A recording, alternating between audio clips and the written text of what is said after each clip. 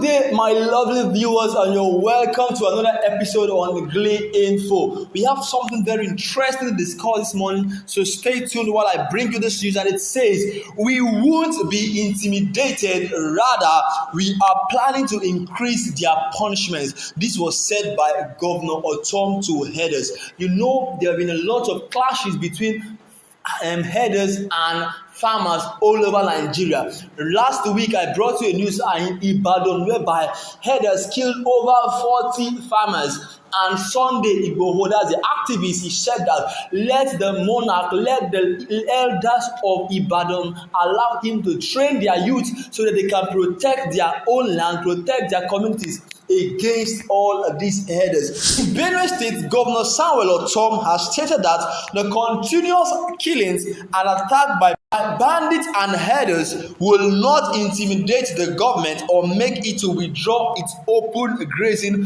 prohibition and ranches establishment law that was passed in order to regulate the activities of herders who are in the habit of launching malicious attack on innocent citizens of Benue State. The governor made this known in a speech he delivered on Saturday, 12th of June 2021, which was considered as Democracy Day. Samuel Ortom made this statement in the banquet hall of the government house in Makurdi while revealing his mid-term scorecard as part of the activities that marks this year's Democracy Day.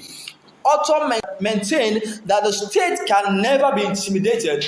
Rather, it will sought more avenues and ways to increase the punishment of herders who perpetrate these heinous crimes. Well, we all know that in Benue State and other parts of Nigeria, open grazing is prohibited. There is these ranches that have been established that herders or herdsmen can take their flocks or take their cows there and feed them, but there are some stubborn, notorious herdsmen that have refused to obey this law, still taking their cows to graze openly. Grazing openly, these are farmlands of people. These are where some farmers tend to feed their children, pay their children's school fees. They practice commercial farming whereby they take foodstuffs from there, eat, and also sell to get resources to put in their pockets. And imagine whereby this particular farmland is where your source of livelihood come. Then all of a sudden, a herder or some herdsmen bring in their cows to come and graze on your farm. How will you feel? And this has been the habit of some herdsmen, taking their flocks wherever they want to, grazing openly as they feel like doing. I don't know what is giving them this right, this effrontery, this guts to go into people's land and graze openly. This is not supposed to be. And the governor of Benue State is saying that he will continue to increase their punishment. They can never be intimidated. They can never be intimidated by these herdsmen. And we have also our information getting towards that these herders have gone so far that they are no more walking up and down with cutlass or with knives. They are now walking up and down with guns, walking up and down with AK-47s, which they use in attacking people, killing farmers, and so on. We wonder, how do a herder or how do a man rearing flocks, how is he able to purchase an AK-47? An AK-47 is nothing less than 3 million naira. How can you sell your cows to buy an AK-47 to go and fight? So we can see that behind all these headers are people sponsoring all this attack, or behind all these headers are people supporting all this movement, which ought not to be so in Nigeria. We need peace in this country, from the herders, from the cattle rearers, from the farmers. We need peace. What are your thoughts and opinions out there? Please, you can leave that in the comment section.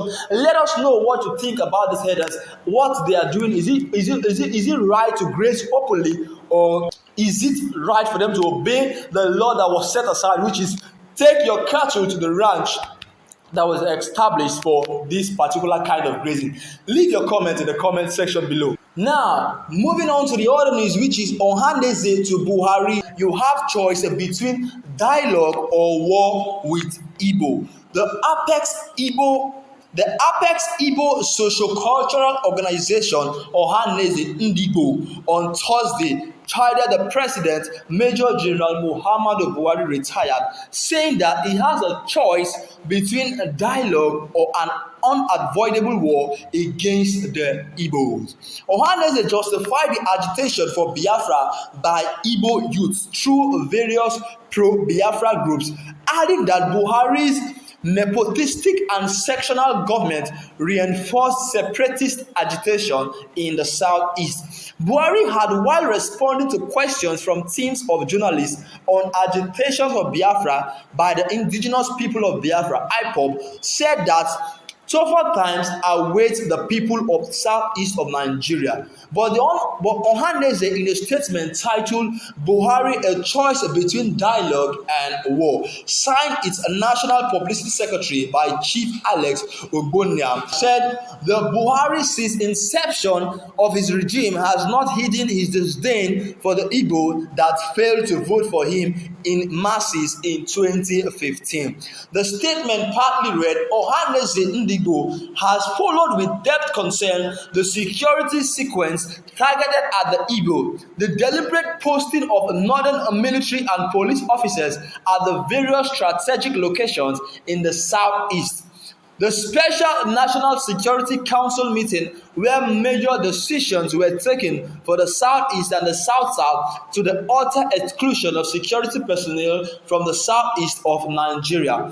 The ominous launching of Operation Restore Peace in the Southeast and the South-South. The shoot-on-sight order by the Inspector General of Police targeted at the Igbo youth, and the shock Twitter where Mr. President stated that those of us in the fields for 30 months who went through the war will treat them in the language they understand. And he said today, that's June 10th, 2021, Mr. President stated on Arise TV that tough times await the Southeast.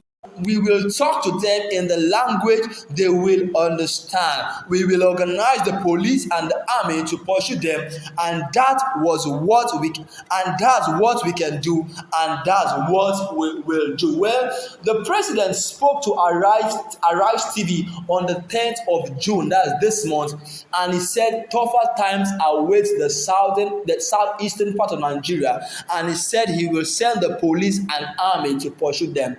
This is a word that is not supposed to be coming from the president of the Federal Republic of Nigeria. This is the man that's supposed to stand for unity. This is the man to be the president, the father, and the leader of a nation. Not segregating, not separating, not pushing a particular tribe to the edge, not trying to spring up war.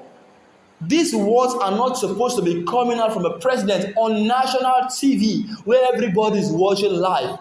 Now the Igbos are feeling as if they have been pushed away or pushed aside. And now there's a letter to the president saying the president has a choice to either dialogue, communicate with them, or war. Because we can see that Igbo youth are already agitated. They're already preparing themselves, ready to go out and fight. And the armies or the federal government have been deploying soldiers to the southeast. Last week, over 78 policemen were killed in Imo State, and 38 soldiers, army men, were killed in Imo State. A lot of people have been dying in that place. I brought you a news recently whereby the mortuaries in Imo State are so filled that they can't contain the dead bodies being brought into them, are so many that the mortuaries can't contain the dead bodies anymore. I think the president should find a way to talk peacefully so that unity can come even in our diverse language or in our different language. Unity can be restored, not words like this. So I think what we want in Nigeria now is peace. What happened in 1963? That was a genocide, and that was against humanity. That was so bad and should not be allowed to repeat itself in this our motherland again.